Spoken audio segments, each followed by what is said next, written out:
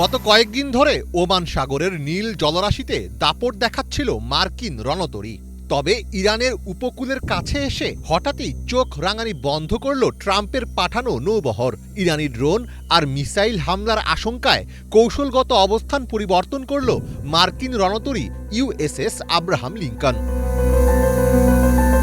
মার্কিন president Donald ট্রাম্পের নির্দেশে গত সপ্তাহে ওমান সাগরে প্রবেশ করে আধুনিক অস্ত্রে সজ্জিত মার্কিন বিমানবাহী রণতরী ইউএসএস আব্রাহাম লিঙ্কন। ইরানে সম্ভাব্য মার্কিন হামলার আশঙ্কায় চরমে পৌঁছায় দুই পক্ষের উত্তেজনা। সংকট নিরসনে ইরানকে দ্রুত আলোচনার টেবিলে বসার আলটিমেটামও দেন মার্কিন প্রেসিডেন্ট। তবে ইরানি ড্রোন আর মিসাইল হামলার আশঙ্কায় এবার কৌশলগত অবস্থান পরিবর্তন করল ইউএসএস আব্রাহাম লিঙ্কন। সবশেষ এটি ওমান সাগর এবং আরব সাগরের সংযোগস্থলে অবস্থান করছিল। তবে গোয়েন্দা তথ্য অনুযায়ী ইরানের উপকূলে থাকা কামিকাজে ড্রোন এবং এন্টিশিপ ব্যালিস্টিক মিসাইলের রেঞ্জ থেকে বাঁচতে আগের অবস্থান থেকে সরে গেছে এই নৌবহর। বর্তমানে মার্কিন নৌবহরটি কিছুটা দক্ষিণ পূর্ব দিকে আরব সাগরের খোলা জায়গায় অবস্থান করছে। 29 জানুয়ারি এক প্রতিবেদনে এমনটাই দাবি করেছে কাতার ভিত্তিক সংবাদ মাধ্যম আল জাজিরা। তবে প্রতিবেদনটিতে গত বছর ইরানে মার্কিন হামলার তুলনামূলক তথ্য তুলে ধরা হয়, যেখানে বলা হয় গত জুনে ইরানের পারমাণবিক স্থাপনায় হামলা চালানোর আগেও এমন রহস্যজনকভাবে অবস্থান পরিবর্তন করেছিল মার্কিন রণতরী। ফলে বর্তমান পরিস্থিতিকে পিছু হটা না বলে কৌশলগত অবস্থান পরিবর্তন হিসেবে আখ্যা দিচ্ছেন অনেক বিশেষজ্ঞ। এইদিকে চলমান উত্তেজনার মধ্যেই কৌশলগত চুক্তি সম্পন্ন করেছে ইরান, চীন ও রাশিয়া।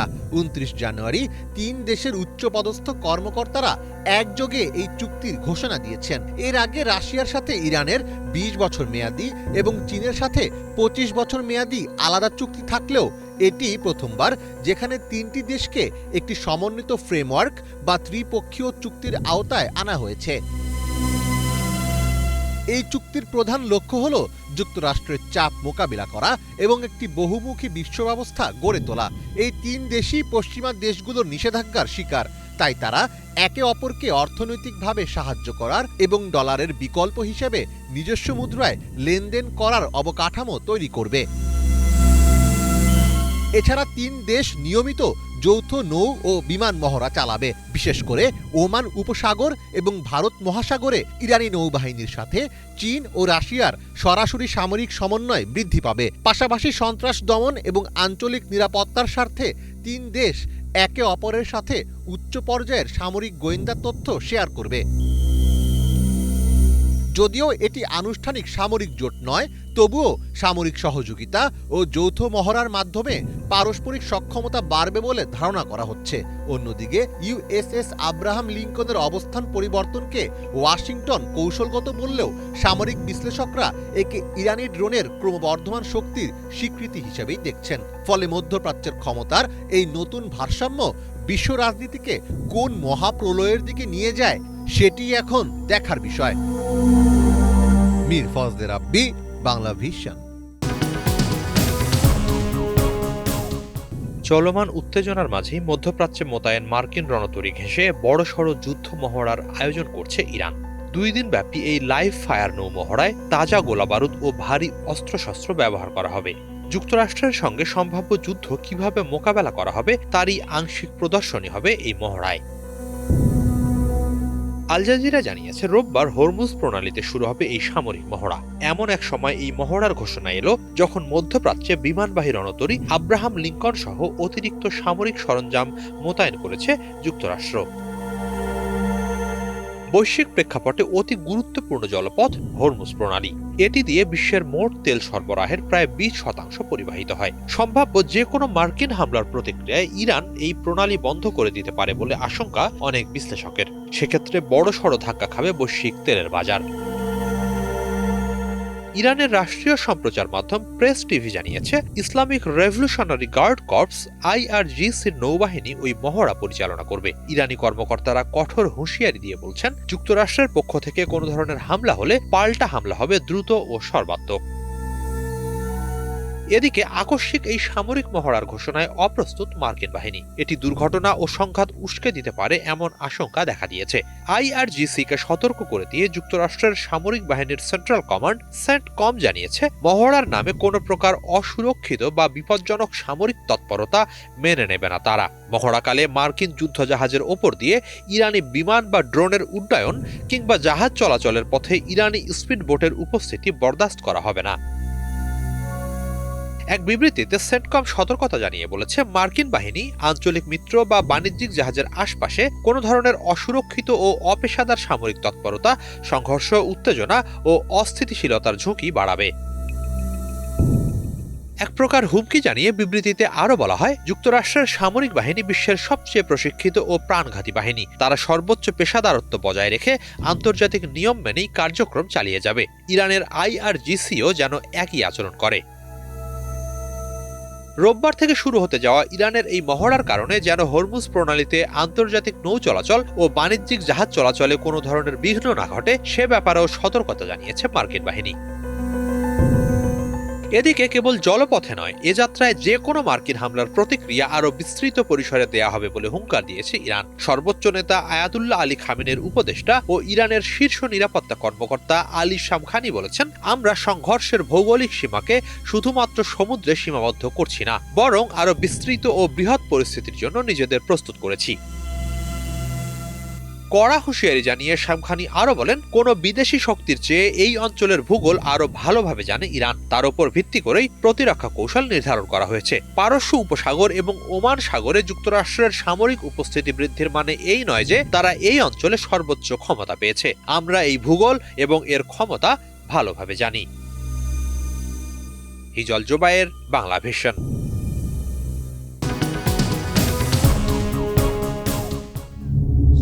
দ্বিতীয় মেয়াদে ক্ষমতায় এসেই চীনা পণ্যের ওপর উচ্চ শুল্ক আরোপ করেন মার্কিন প্রেসিডেন্ট ডোনাল্ড ট্রাম্প। শুল্কের প্রাচীর তৈরি করে ট্রাম্প হয়তো ভেবেছিলেন তিনি চীনকে আটকে দিয়েছেন, কিন্তু বাস্তবতা একদমই আলাদা। শুল্কের পাহাড় ডিঙিয়ে বিশেষ কিছু কৌশলে বিনা বাধায় যুক্তরাষ্ট্রে ঢুকছে বিলিয়ন ডলারের চীনা পণ্য। ঠিক এক বছর আগে বিভিন্ন দেশের ওপর ট্রাম্পের আরোপ করা শুল্ক আনুষ্ঠানিকভাবে কার্যকর হয়, যেখানে চীন থেকে আসা প্রায় সব ধরনের আমদানির ওপর সরাসরি 60% শুল্ক আরোপের ঘোষণা দেওয়া হয়। বৈদ্যুতিক গাড়ি ও সোলার প্যানেলের মতো কিছু কৌশলগত পণ্যের ক্ষেত্রে যা 100% উন্নীত করা হয়। এর ফলে 2025 সালে যুক্তরাষ্ট্রের মোট আমদানিতে চীনের অংশ 22% থেকে কমে দাঁড়ায় মাত্র 9%। তবে পরিসংখ্যান যাই বলুক, যুক্তরাষ্ট্রের বিশাল বাজারে পণ্য রপ্তানি ঠিকই চালু রেখেছে চীন। 31 জানুয়ারি এ বিষয়ে একটি অনুসন্ধানী প্রতিবেদন প্রকাশ করে সংবাদভিত্তিক মার্কিন ম্যাগাজিন দ্য ডিপ্লোম্যাট, যেখানে বলা হয় রিরুটিং ও লুপ হোলের মাধ্যমে বিপুল পরিমাণ চীনা পণ্য যুক্তরাষ্ট্রে রপ্তানি অব্যাহত রয়েছে। শুল্ক এড়াতে কান্ট্রি অফ অরিজিন লন্ডারিং করছে চীন। চীনা কোম্পানিগুলো সরাসরি যুক্তরাষ্ট্রকে পণ্য না পাঠিয়ে এমন দেশে পাঠায় যে দেশগুলোর সাথে যুক্তরাষ্ট্রের শুল্কমুক্ত বাণিজ্য চুক্তি আছে। এক্ষেত্রে চীন বেছে নিয়েছে মেক্সিকো ও ভিয়েতনামের মতো দেশগুলোকে। চীন তাদের পণ্য প্রথমে মেক্সিকোতে পাঠায়, সেখানে সামান্য রিব্র্যান্ডিং বা প্যাকেজিং বদলে সেগুলো যুক্তরাষ্ট্রে ঢুকিয়ে দেওয়া হয়।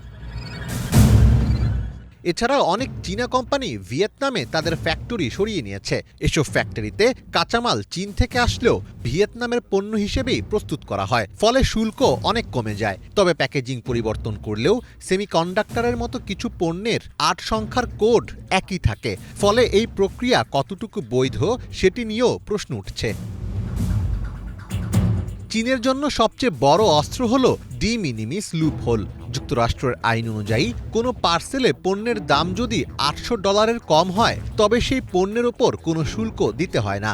এর মূল উদ্দেশ্য ছিল ছোট ছোট পার্সেলের ওপর ট্যাক্স হিসাব করার, প্রশাসনিক খরচ কমানো এবং ডেলিভারি দ্রুত করা। আর চীনা ই কমার্স জায়ান্টগুলো এই আইনটিকেই তাদের ব্যবসার মডেলে পরিণত করেছে। চীনা কোম্পানিগুলো বড় কন্টেনারের বদলে অসংখ্য ছোট ছোট পার্সেল পণ্য প্যাকেজ করে, এরপর সেগুলো সরাসরি গ্রাহকের ঠিকানায় পাঠায়। বর্তমানে প্রতিদিন যুক্তরাষ্ট্রে প্রায় 40 লাখ এমন ছোট পার্সেল ঢোকে, যার অধিকাংশই চীন থেকে আসে। তবে নতুন নীতি অনুযায়ী ট্রাম্প প্রশাসন এই সুবিধা চীনের জন্য আরও কঠোর করার ঘোষণা দিয়েছে। ফলে অনেক চীনা কোম্পানি এখন মেক্সিকো বা ভিয়েতনামে বড় বড় গুদাম তৈরি করছে, যাতে সেখান থেকে পণ্য পাঠিয়ে শুল্ক কমানো যায়। বিশ্লেষকদের মতে ট্রাম্পের শুল্ক নীতির মূল লক্ষ্য চীনের উপর নির্ভরতা কমানো। তবে ট্রাম্পের কঠোর পদক্ষেপ সত্ত্বেও চীনা পণ্য যুক্তরাষ্ট্রে পৌঁছানো থেমে নেই, যা প্রমাণ করছে বৈধ হোক বা অবৈধ, যুক্তরাষ্ট্র এখনও ব্যাপকভাবে চীনা পণ্যের উপর নির্ভরশীল। মীর ফজলে রাব্বি, বাংলা ভিশন।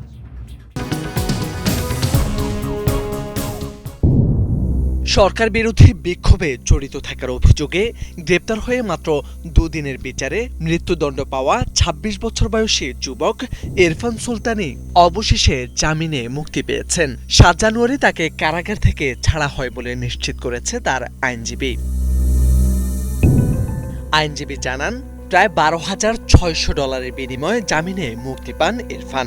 মুক্তির সময় তার জব্দ করা মুঠোফোন সহ সব ব্যক্তিগত জিনিসপত্র ফেরত দেওয়া হয়েছে। মানবাধিকার সংগঠন ও একাধিক আন্তর্জাতিক সংবাদ মাধ্যমও মুক্তির খবরটি নিশ্চিত করেছে। তেহরানের উত্তর পশ্চিমের শহর কারাজের ফারদিস এলাকায় ৮ জানুয়ারি নিজ বাড়ি থেকে গ্রেপ্তার হন ইরফান সুলতানি। তখন শহর জুড়ে তীব্র বিক্ষোভ চলছিল, আর পরিস্থিতি নিয়ন্ত্রণে ইন্টারনেট বন্ধ করে দিয়েছিল কর্তৃপক্ষ। গ্রেপ্তারের মাত্র ৩ দিনের মাথায় পরিবারকে জানানো হয়। বিচার শেষ, ইরফানের ফাঁসি কার্যকর হবে ১৪ জানুয়ারি। এই খবর প্রকাশ্যে আসতেই বিশ্বজুড়ে তোলপাড় শুরু হয়। মাত্র দুদিনের বিচারে মৃত্যুদণ্ড দেওয়াকে মানবাধিকার লঙ্ঘন বলে আখ্যা দেয় আন্তর্জাতিক সংগঠনগুলো। পশ্চিমা দেশগুলোর সমালোচনার পাশাপাশি মার্কিন প্রেসিডেন্ট ডোনাল্ড ট্রাম্পও ইরানকে কড়া হুঁশিয়ারি দেন। চাপের মুখে শেষ পর্যন্ত পিছু হটে তেহরান। মৃত্যুদণ্ড বাতিল করে ইরফানের সাজা কমিয়ে কারাদণ্ড দেওয়া হয়। ইরানের বিচার বিভাগ দাবি করে নিরাপত্তা সংক্রান্ত অভিযোগেই তাকে দণ্ডিত করা হয়েছিল। জানা গেছে, ইরফান একজন পোশাক ব্যবসায়ী।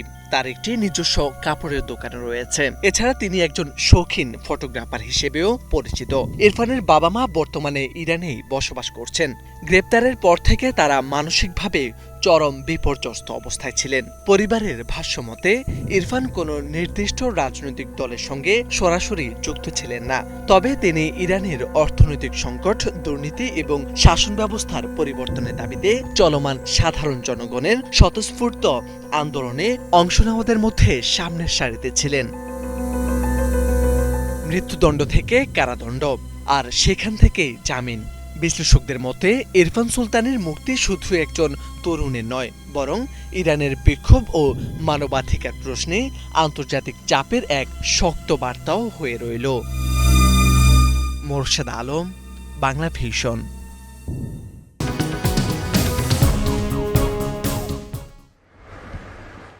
সকালের বন্ধু রাতের শত্রু, এই নীতিতে ব্যাপকভাবে আলোচিত মার্কিন প্রেসিডেন্ট ডোনাল্ড ট্রাম্প, যেই ভারতকে শুল্ক বন্যায় ভাসিয়ে দেওয়ার হুঁশিয়ারি দিয়ে আসছিলেন আমেরিকার প্রেসিডেন্ট, এবার সেই ভারতকে শুল্ক মওকুফ করে কাছে টেনে নেওয়ার বার্তা দিলেন। প্রধানমন্ত্রী নরেন্দ্র মোদীকে অন্যতম ভালো বন্ধু বলে সম্বোধন করে বাণিজ্য চুক্তির মাধ্যমে সম্পর্ক জোরালো করার প্রতিশ্রুতিও দিলেন প্রেসিডেন্ট ট্রাম্প।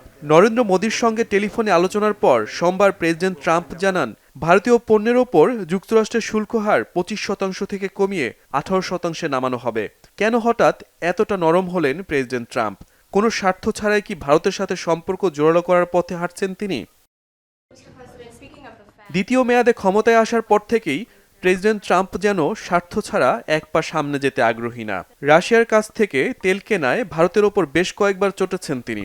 ব্যাপক হারে শুল্ক প্রয়োগও করেন প্রেসিডেন্ট ট্রাম্প, কিন্তু কিছুতেই তেল কেনা বন্ধ করছিল না ভারত। তবে এবার নিজেদের অবস্থান থেকে সরে এসেছে দিল্লি। রাশিয়া থেকে আর তেল কিনবে না ভারত। প্রধানমন্ত্রী নরেন্দ্র মোদী প্রেসিডেন্ট ট্রাম্পকে এমনটি বলে আশ্বস্ত করেছেন। তাতেই দুই দেশের মধ্যে বাণিজ্য চুক্তি জোরালো হয়েছে। নতুন চুক্তির আওতায় আগামী দিনে $৫০০ বিলিয়ন বেশি মূল্যের মার্কিন পণ্য কিনতে প্রতিশ্রুতি দিয়েছে ভারত। এসব পণ্যের মধ্যে থাকবে জ্বালানি, প্রযুক্তি, কৃষিপণ্য ও কয়লা।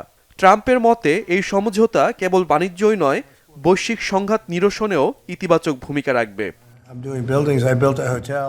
নিজের সামাজিক যোগাযোগ মাধ্যমে পোস্টে প্রেসিডেন্ট ট্রাম্প লিখেন, এই চুক্তির আওতায় ভারতীয় পণ্যের ওপর যুক্তরাষ্ট্রের শুল্ক কমিয়ে আনা হবে।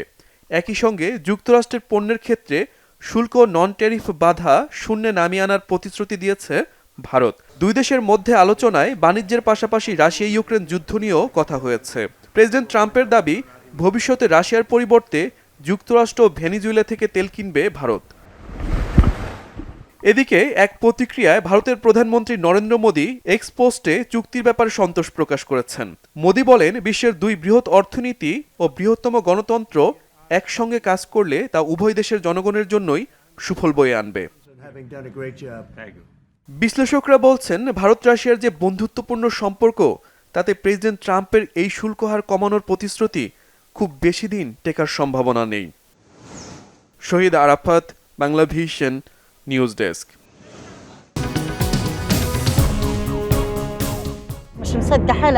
আমি বিশ্বাস করতে পারছি না, আমার এখনো বিশ্বাস হচ্ছে না যে আমি আমার ছেলে মেয়ে, স্বামী ও আত্মীয়দের সাথে আছি। আমার কাছে এই মুহূর্ত এখনো স্বপ্নের মতো। কান্না ভেজা চোখে কথাগুলো বলছিলেন দীর্ঘদিন পর মিশর থেকে গাজায় পরিবারের কাছে ফিরে যাওয়া ফিলিস্তিনি নারী ফরিদা বারাকা। দীর্ঘ অপেক্ষার পর ফিলিস্তিনের গাজার অন্যতম প্রধান প্রবেশ পথ রাফা ক্রসিং পার হয়ে গাজার আল নাসের হাসপাতালের সামনে এসে অবশেষে সন্তানদের দেখা পেয়েছেন তিনি। রাফা ক্রসিং দিয়ে ফরিদা সহ 50 ফিলিস্তিনির ঘরে ফেরার কথা থাকলেও ফিরতে পেরেছেন মাত্র 12 জন। আর চিকিৎসার জন্য রাফা ক্রসিং ব্যবহার করে গাজার বাইরে যাওয়ার কথা ছিল আরও 50 জনের।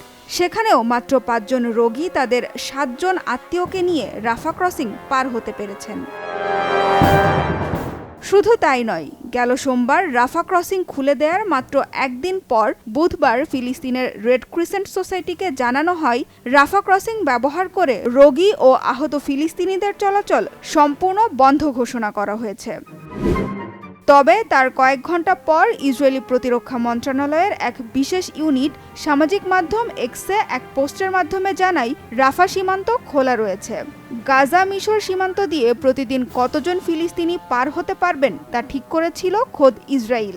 এখন প্রশ্ন উঠছে, তাহলে কেন ফিলিস্তিনিদের রাফা ক্রসিং পার হতে বাধা দিচ্ছে তেল আবিব? কেনই বা রাফা ক্রসিং বন্ধ ঘোষণা করে কয়েক ঘন্টার মধ্যে সেই সিদ্ধান্ত বদলালো নেতানিয়াহু প্রশাসন? রাফা ক্রসিং খুলে দেয়া কি শুধুই লোক দেখানো? প্রতিদিন 100 ফিলিস্তিনির রাফা ক্রসিং ব্যবহারের কথা থাকলেও সোমবার সীমান্ত পার হতে পেরেছে মাত্র 24 জন। কিন্তু কোন মানদণ্ডের কারণে শুধু 24 জনকে গাজায় প্রবেশ বা গাজা থেকে বাইরে যাওয়ার অনুমতি দেওয়া হয়েছে, আর কেনই বা সেই সুযোগ থেকে বঞ্চিত হয়েছেন বাকি 76 জন? এ বিষয়ে পরিষ্কার কোনো ব্যাখ্যা দেয়নি ইসরায়েলি প্রশাসন। আর মঙ্গলবার মাত্র 16 রোগী রাফা সীমান্ত পার হয়ে মিশরে প্রবেশ করতে পেরেছে। বাকিরা যখন সীমান্ত পার হওয়ার জন্য অধীর অপেক্ষায় রয়েছে, তখনই এলো ইসরায়েলের স্থগিতাদেশ। আবার কয়েক ঘন্টা পরেই জানানো হলো রাফা ক্রসিং সম্পূর্ণ খোলা রয়েছে।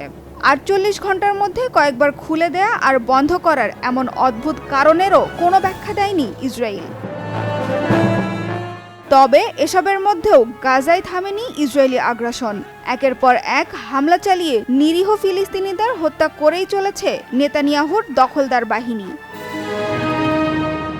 এদিকে উত্তর গাজায় ইসরায়েলি সেনাদের লক্ষ্য করে বন্দুক হামলা চালানো হয়েছে বলে দাবি করেছে দেশটির প্রতিরক্ষা বাহিনী। এতে এক সেনা আহত হয়েছেন। এসব অস্থিরতার মধ্যে পদত্যাগ করেছেন আন্তর্জাতিক মানবাধিকার সংস্থা হিউম্যান রাইটস ওয়াচের ইসরায়েল ও ফিলিস্তিন বিষয়ক পরিচালক ওমর শাকির। ফিলিস্তিনি শরণার্থীদের প্রত্যাবর্তনের অধিকার নিয়ে একটি গুরুত্বপূর্ণ প্রতিবেদন প্রকাশের সিদ্ধান্তে বাধা দিলে প্রতিবাদ স্বরূপ পদ থেকে সরে যাওয়ার ঘোষণা দেন তিনি। এদিকে ভারতে বেড়াতে এসে ফিলিস্তিনিদের সমর্থন জানিয়ে দেশটির পুষ্কর শহরে ফ্রি প্যালেস্টাইন ও বয়কট ইসরায়েল পোস্টার লাগানোর ঘটনায় 2 ব্রিটিশ নাগরিককে ভারত ছাড়ার নির্দেশ দেওয়া হয়েছে। পরে দেয়াল থেকে পোস্টারগুলো সরিয়ে নিয়েছে স্থানীয় পুলিশ। সানজিদা ইসলাম তন্নি, বাংলা ভিশন, নিউজ ডেস্ক।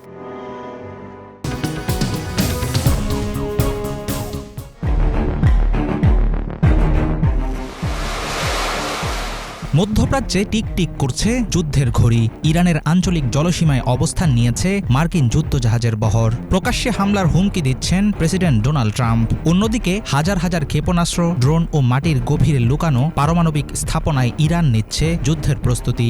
এমন উত্তেজনার মুখে এবার শর্ত সাপেক্ষে যুক্তরাষ্ট্রের সঙ্গে পারমাণবিক আলোচনায় বসতে রাজি হয়েছে ইরান। 2025 সালের জুনে ট্রাম্পের নির্দেশে 3টি ইরানি পারমাণবিক স্থাপনায় মার্কিন হামলার পর এটিই হবে প্রথম সরাসরি কূটনৈতিক উদ্যোগ। কিন্তু প্রশ্ন হলো, এই আলোচনা কি সংঘাত ঠেকাতে পারবে? সমঝোতা না হলে কি শুরু হবে যুদ্ধের কাউন্টডাউন?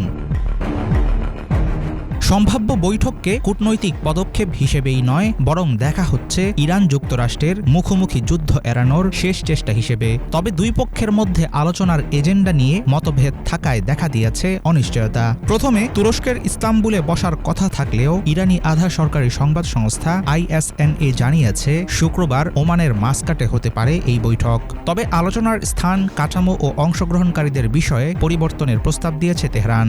ইরান চায় আঞ্চলিক শক্তিগুলো বাদ দিয়ে কেবল পারমাণবিক ইস্যুতেই সীমাবদ্ধ থাকবে আলোচনা। বৈঠকে উপস্থিত থাকতে পারেন পররাষ্ট্রমন্ত্রী আব্বাস আরাকচি, মার্কিন বিশেষ দূত স্টিভ উইটকফ এবং ট্রাম্প জামাতা জ্যারেড কুশনার। ইরানের প্রেসিডেন্ট মাসুদ পেজেশকিয়ান স্পষ্ট জানিয়েছেন, আলোচনার দরজা খোলা, কিন্তু শর্ত হলো আলোচনা হবে সম্মান, বিচক্ষণতা আর জাতীয় স্বার্থের ভিত্তিতে। কোনো রকম হুমকি, চাপ কিংবা অবাস্তব দাবি থাকলে বৈঠকে বসবে না ইরান। পেজেশকিয়ানের দাবি, আঞ্চলিক কয়েকটি দেশের অনুরোধে বৈঠকে রাজি হয়েছেন তিনি। তবে ইরানে আসল ক্ষমতা সর্বোচ্চ নেতা আয়াতুল্লাহ আলী খামেনির হাতে। খামেনি হুঁশিয়ারি দিয়েছেন, যুক্তরাষ্ট্র আবার ইরানে হামলা চালালে যুদ্ধের আগুনে পুড়বে পুরো অঞ্চল। ইরানের হাতে রয়েছে হাজার হাজার ক্ষেপণাস্ত্র ও ড্রোন। চাইলেই মধ্যপ্রাচ্যের মার্কিন ঘাঁটি ও ইসরায়েলকে লক্ষ্য করে সরাসরি আঘাত হানতে পারে খামেনির বাহিনী। পশ্চিমা দেশগুলোর সঙ্গে ইরানের দীর্ঘদিনের পারমাণবিক বিরোধ নিয়ে আলাপে আগ্রহ প্রকাশ করেছে ইরান। তবে এই নিয়ে ভিন্ন মত রয়েছে মার্কিন শীর্ষ নেতৃত্বের। তাদের দাবি, পারমাণবিক বিষয়ের পাশাপাশি ইরানের ব্যালিস্টিক ক্ষেপণাস্ত্র, মধ্যপ্রাচ্যে সশস্ত্র প্রক্সি গোষ্ঠীগুলোকে সমর্থন দেওয়া এবং ইরানি জনগণের সঙ্গে আচরণের বিষয়গুলো আলোচনায় থাকবে। কিন্তু ইরানি কর্মকর্তারা জানিয়েছেন, ক্ষেপণাস্ত্র কর্মসূচি নিয়ে আলোচনার কোনো সুযোগ নেই। পরমাণু কর্মসূচির বাইরে অন্য কিছু চাইলে ঝুঁকির মুখে পড়বে আসন্ন বৈঠকের সম্ভাবনা। গত কয়েক সপ্তাহে ক্রমেই জটিল হয়ে উঠেছে মধ্যপ্রাচ্যের পরিস্থিতি। ইরানের আঞ্চলিক জলসীমায় বড় আকারের নৌবহর পাঠিয়েছেন প্রেসিডেন্ট ট্রাম্প। প্রকাশ্যে ঘোষণা দিয়েছেন, ইরান নতুন চুক্তিতে না এলে আবার হামলা হতে পারে। সাম্প্রতিক বিক্ষোভ দমনে তেহরানের কঠোর ব্যবস্থা গ্রহণের জেরে সামরিক পদক্ষেপের হুমকিও দিয়েছিলেন ট্রাম্প। মার্কিন গোয়েন্দা সূত্র জানিয়েছে, ইরানের শীর্ষ নেতৃত্ব, পারমাণবিক স্থাপনা ও সরকারি ভবন সবই ছিল সম্ভাব্য টার্গেট। এমন পরিস্থিতিতে কাতার, তুরস্ক, মিশর সহ বেশ কয়েকটি দেশ যুদ্ধ ঠেকাতে মাঠে নেমেছে। কূটনীতির টেবিলে সমাধান না হলে মধ্যপ্রাচ্য কি এগোবে নতুন যুদ্ধের দিকে? হাফিজুল ইসলাম, বাংলা ভিশন।